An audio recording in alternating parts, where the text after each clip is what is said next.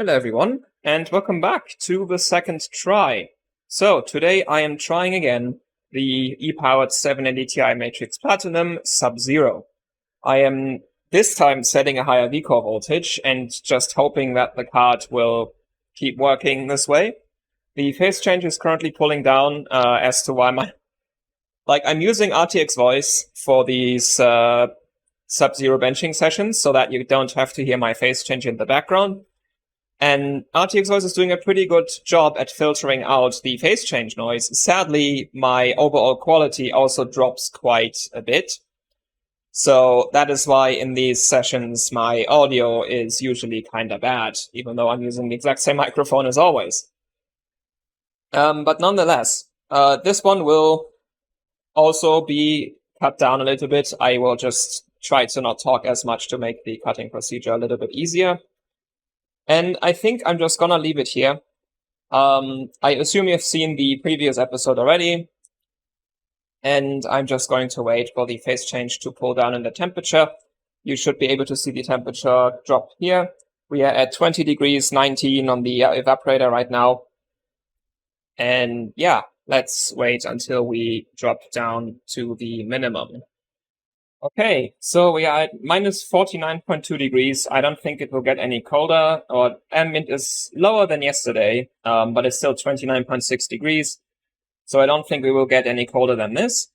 And I have the maximum clocks that we achieved yesterday to be stable, and I'm just going to run it again to make sure that it will run this time.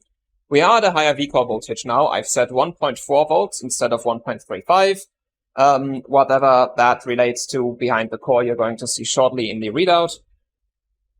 And, well, this worked at a lower voltage last time, so this should work. And we might even get a little bit extra saw out of it due to clock stretching, if it was clock stretching last time. But we'll see.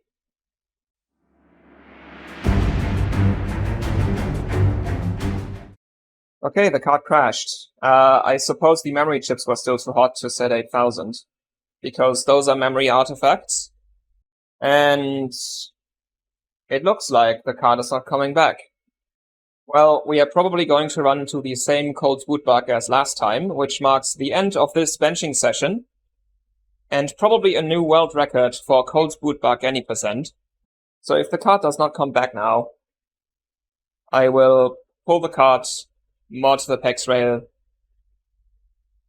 and do whatever I can to make it work better.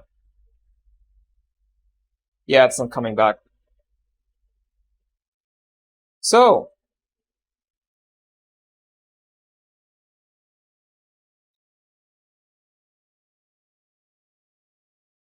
bench session's over. We achieved nothing except seeing memory artifacts.